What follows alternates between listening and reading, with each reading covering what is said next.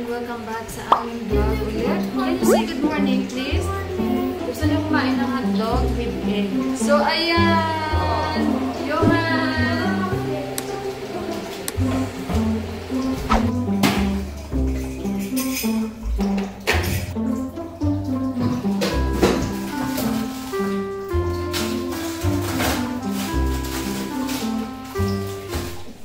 Kuha tayo ng ulam dito.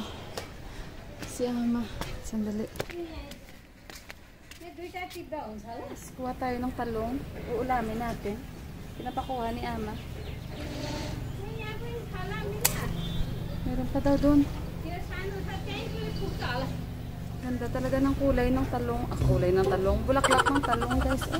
Kuha tayo sa kabila ulit. Talong guys. Uulamin natin today. Huwag naman yung iba. Sobrang liit pa yung iba.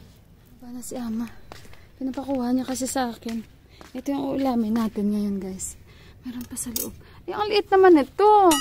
Yan oh. Hindi na okay na ito yung dalawa. Wag na yan. Sobrang liit. Yan. Baba tayo. May sag kaya dito. Yan. May sag. Pero konti lang. Wag na. Okay na to. Tara, baba tayo guys. Hindi pa kami nagsisimula dito guys. Sa baba, unti-unti pang nilalagay ni Ama. Pero hindi pa yan yung final.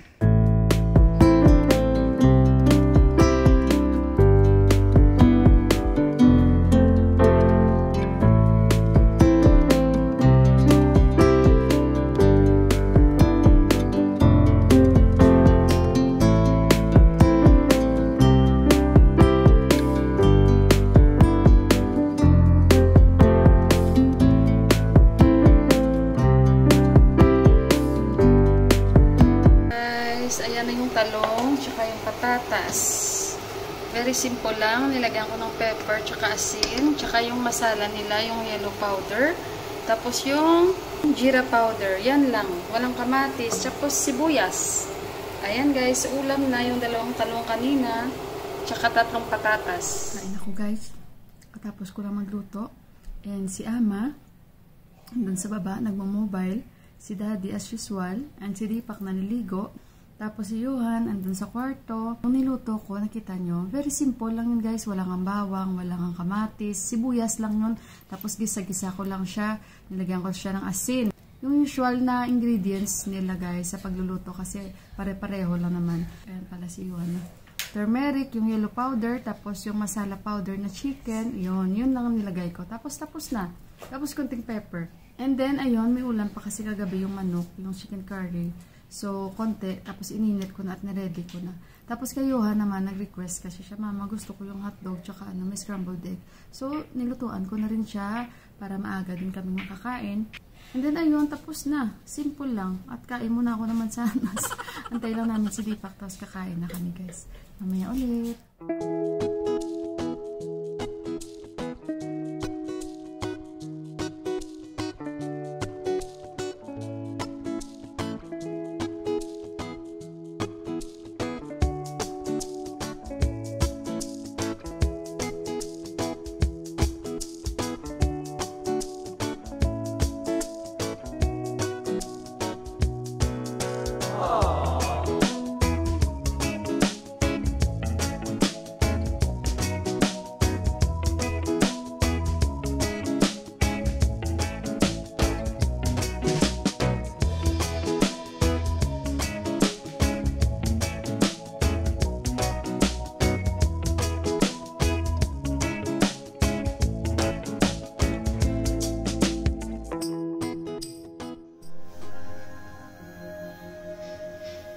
However, he isn't adapted to stay in the sun for long.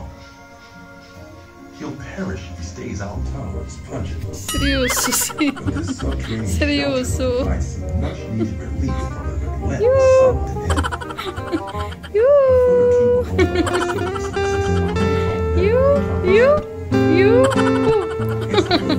Alam nyo ba, si Deepak,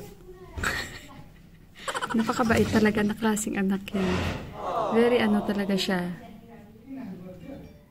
Yung pasensya niya, ganun niya kamahal talaga si mami. Kahit naman sinong mga anak. Pero I mean, daig pa niya ang ang ugaling babae. Yung pasensya, grabe.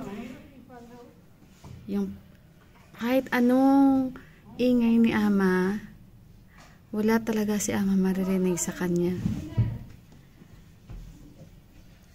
Maingay si ama, guys. Pero mabait si ama. Maingay lang siya magsalita. Pero believe talaga ako kay Deepak, sa ugali ni Deepak. Hindi sa asawa ko siya, guys, I mean to say, yung pasensya niya, yung kaya siguro sobrang mahal yan ng nanay niya. Nag-ayos silang dalawa. Tingnan mo yung suot ni Deepak, guys. Yung suot ni Deepak, yung sandal ko, tingnan nyo, guys. Oh. Hindi ko naman na sinusuot yan. Kawawa naman. Yan.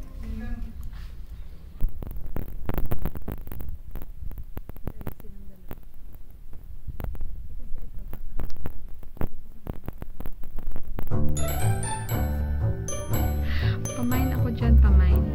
Saan yung gusto nyo sapatos dyan, guys? Pili lang kayo. Ayan.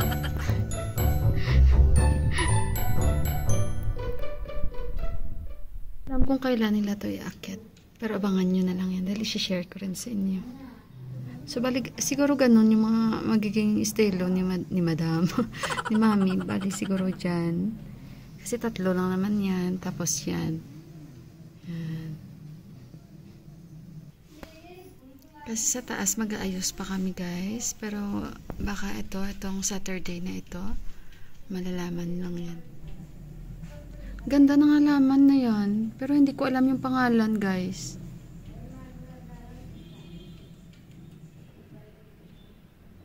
Masaya na yan si ama sa mga halaman niya, guys. Oh. Yung ngiti talaga ni ama, abotay nga eh. Kahit pa naman sa village, guys, mahilig na talaga siya sa tanim. Kasi nung nandoon ako nakatira, hindi naman ganun katagal yung pagtira ko. Siyempre, bakasyon lang kami.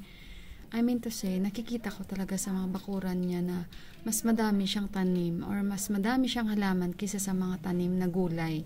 Napaka-healthy. Pero pag bumalik yan si ama sa Amerika, madami rin akong aalagaan. So sa ngayon, siyempre, hayaan ko muna siya kasi sa kanya yan. Pag umalis na lang siya, yan lang ang tanging niyang habilin parati sa akin pag nag-uusap kami. Namila, pag bumalik si mami sa Amerika, ikaw na ang bahala sa mga tanim. Kasi naman nung before, nung unang dating namin dito, dumating ako dito, wala ang mga halaman niya patay. Kasi nga walang may nag-aalaga. Although andito sila ni Mandira at ni Indira. Pero naiiba ang kanilang mundo. Hindi sila siguro mahilig mag-alaga ng mga tanim. Inayos ko din, pero yung mga nabuhay, kukunti lang. Mahilig din naman ako sa halaman, guys. Kaya sa ngayon, ayaan ko muna si ama kasi baka magkagulo-gulo pa kami. When it comes sa mga halaman. Kaya nga nasabi ni Deepak, let her enjoy kasi andito siya. Ganyan ka masunurin si Deepak, guys. Ganyan talaga ugali ni Deepak.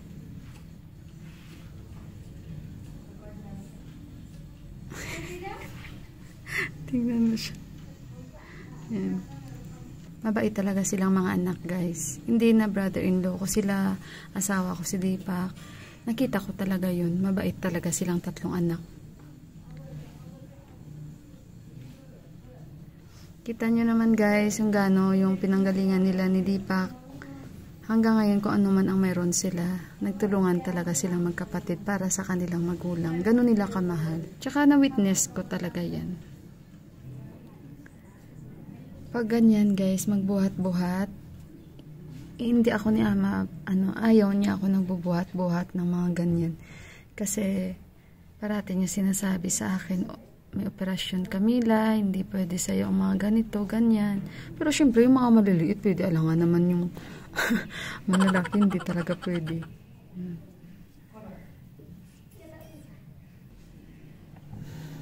Hindi na ako tutulong dun guys kasi wala naman ang silbi pagtulong ko.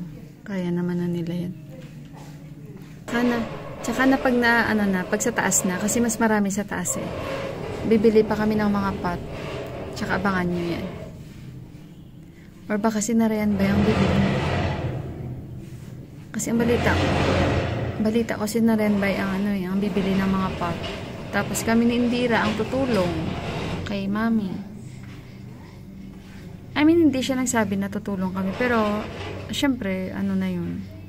Baga, initiative mo na tumulong. Hindi ka na kailangan sabihan, di ba? Willingness mo talaga na makatulong, tulong ka. Yan. Ewan ko, bakit dyan nilagay?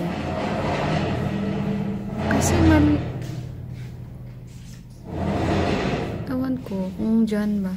Pero sinabi na namin, salamat sa mga nagko-comment doon na lagyan yung mga paa ng rubber.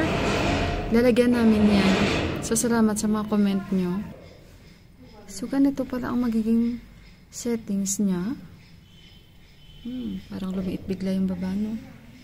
Pero sa taas, ewan ko lang. Dito ata ilalagay ni Ama eh. Ayan. Ito pa yung ginamit nila kahapon, oh. So, yan.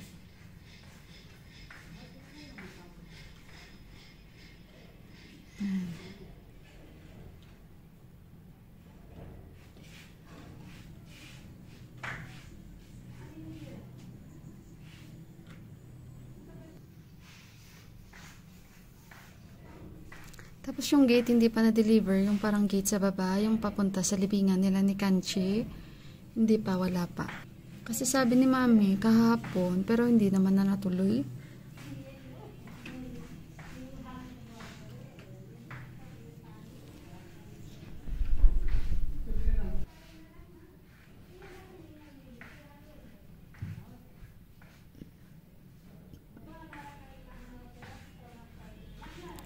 Akala ko sa taas, dito pala. Baka nagbago na. Kasi pabago-bago ang isip ni Ama, guys. So, baka nagbago na naman yung kanyang plano. Pero sige lang, ang ganda ng mga laman. Tingnan, oh. Yan.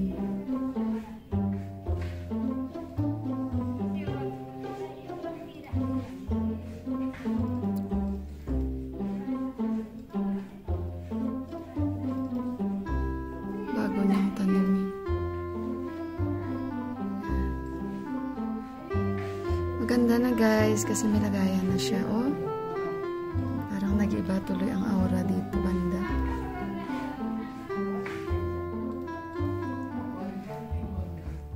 Guys, uminit na naman siya guys, oh. Yan, init na naman na mainit.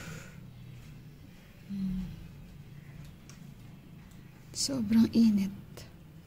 Tapos biglang kukulimlim. Ang pangit ng weather today.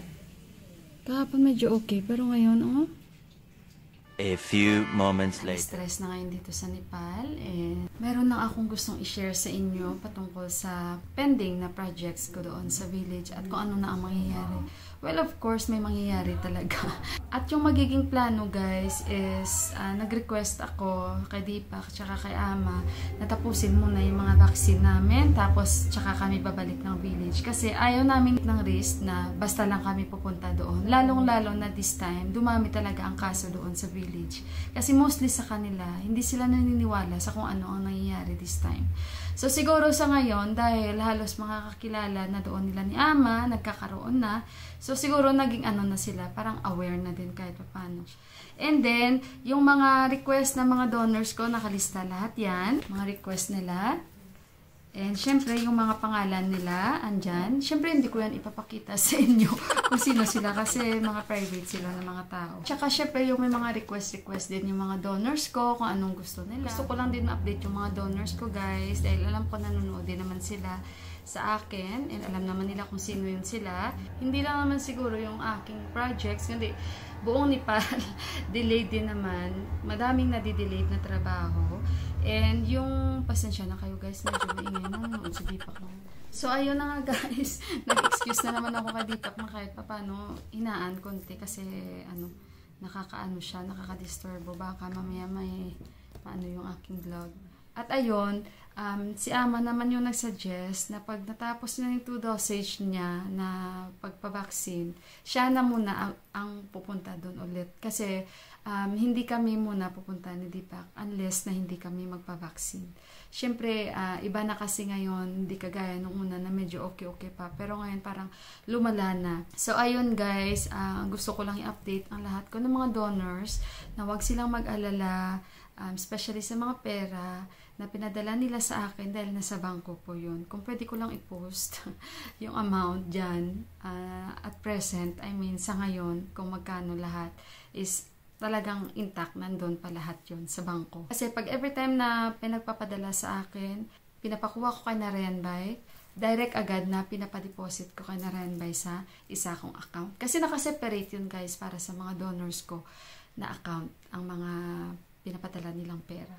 So ayun, yun lang ang gusto kong ma-update and nothing to worry dahil sana mabaksin na kami para makabalik na kami once ang lockdown ay matapos na, para matapos na rin yung projects ko. Kasi yun ang isa sa nagbabother sa akin na nai-stress ako. Kasi para ako yung nahiya sa mga nagbigay tulong para doon sa village kahit papano. So ayun, sana lang magkaroon na kami ng schedule sa vaccine para makauwi na kami din doon at para matuloy at matapos na yung dapat kong tapusin dahil nadidelete talaga. Pero yun nga, dahil wala rin tayong magagawa dahil sa nangyayari ngayon. So, ayun, dapat yung health muna i-priority ko before sa mga ganung. Kaya yun. So, nag-decide muna ako na antayin ko muna yung schedule namin for vaccine. At kung matapos lang din naman si Ama, so si Ama na muna lahat ang gawin. And then, sana lang magkaroon na kami ng schedule. Praying na sana magkaroon na kami ng schedule sa pagpabakuna namin next month. Sana. Next.